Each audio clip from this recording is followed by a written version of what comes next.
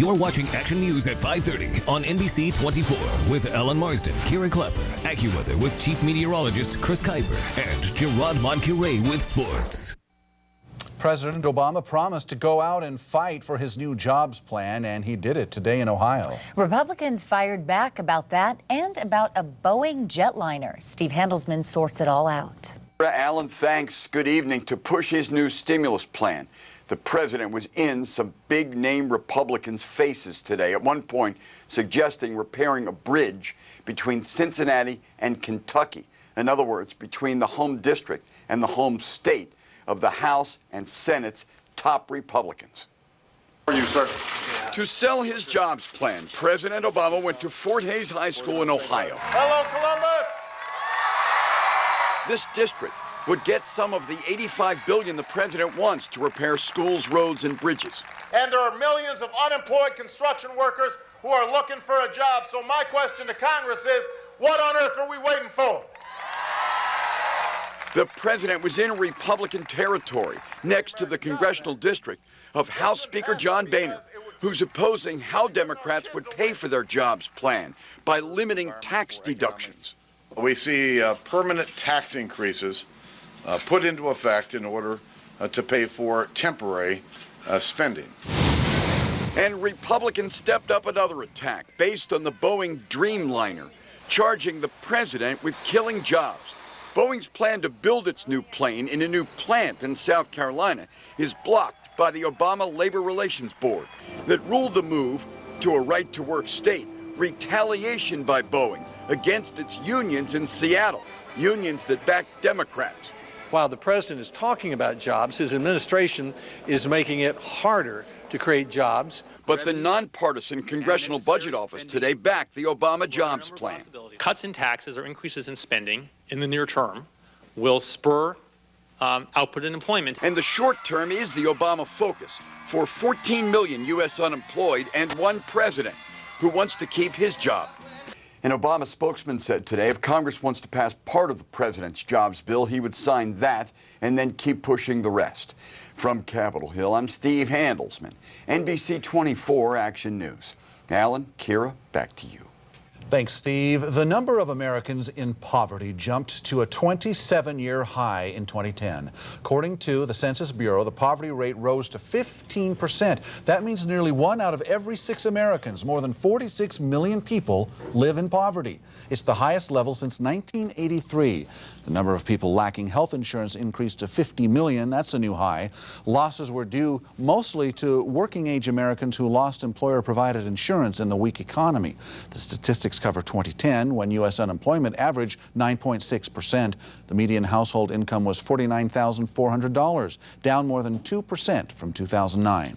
Those same census statistics show that the western states have been among the hardest hit by the recession. Action News reporter Brian Callahan joins us with a look at how the rising poverty rate is impacting people here in the North State.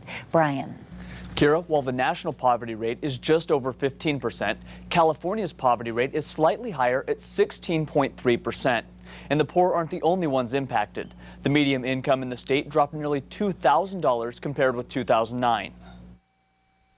Whether it's rent, an electric bill, or groceries, most Americans have had trouble finding the money to cover basic living expenses at some time in their lives. But for 1 in 6 Americans, like April Ellsworth, those problems are routine. We have to live paycheck by paycheck, and it's very tough. Like, once we get a check, it's pretty much gone. Even though her husband works a full-time job, the family of 4 had to move in with family members in Paradise. Ellsworth can't start looking for a job until she recovers from surgery.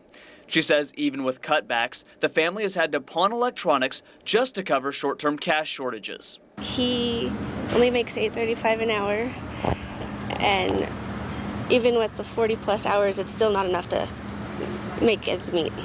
The Ellsworths aren't alone.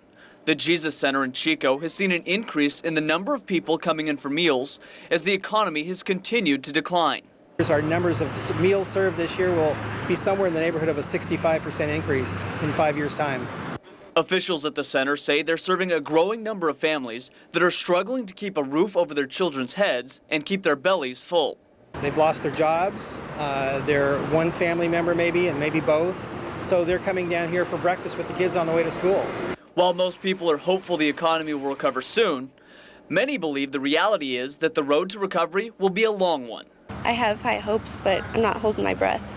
The fact is, the numbers are going up. They're not going anywhere but up. While demand for services at the Jesus Center have increased dramatically, officials say donations have remained consistent. They say they're always in need of foods like spaghetti, milk, and eggs, as well as winter clothing like socks and ponchos. For Action News, I'm Brian Callahan. Thanks, Brian. Second quarter sales tax figures suggest that the economy in Shasta County is improving. But there may be an asterisk attached to the $41 million increase in retail spending. Action News reporter Colin Ligren spoke with officials today and joins us now from a Reading broadcast center to tell us what may have caused this growth. Colin? Yeah, Alan, it's entirely possible that the $41 million increase in retail sales was caused by an uptick in the economy. But at this point, officials just don't have enough information to make that determination. It's the third quarter. We don't know what exactly is driving that. We hope it's general retail has picked up a little bit. It'll be another month before officials know what caused the increase in spending during the second quarter compared to last year. They do know, however, that there's been a consistent increase for the last 3 quarters. We're happy to see that it's reversed its trend from decreasing to increasing anyway. Gas prices could be the main factor that drove up retail sales. According to Strong, in the first quarter of this year, they were the main factor that saw retail growth. Certainly gas prices are still up, so I assume part of it is still the energy cost, but whether that's widespread with the other retail outlets or not, I don't know. Increased gas prices could account for the jump in sales, which would not exactly mean that the local economy is rebounding. Reading Assistant City Manager Barry Tippin says the increase is at least a positive for local government. Well, certainly it means something. It's all good news when we have some good economic forecasts going forward and we exceed our expectations. But in terms of actually making a huge change in our staffing levels, I would say not yet. The increase melted down to an extra $250,000 for Reading, nowhere near what the city needs to fully recover. It needs a $12+ million increase in overall revenue streams year over year, which is pretty significant. Bottom line, it's good news for the economy and spending has gone up. However, how good that news is still remains to be seen. Reporting live at the Mount Shasta Mall, I'm Colin Ligren for NBC 24 Action News. Thank you for that, Colin. After a long wait, affordable housing is on its way to residents in the town of Paradise. The 40-acre site on Clark Road was purchased 8 years ago by a combination of community groups. It's now under construction to become a multi-use project, including affordable workforce housing. It's called the Paradise Community Village. The executive director of CHIP, one of the groups that purchased the land, says there's a real need for this type of housing. Well, because Paradise doesn't have a sewer system, it's very difficult to develop high-density rental housing, particularly affordable housing for families whose income levels are low.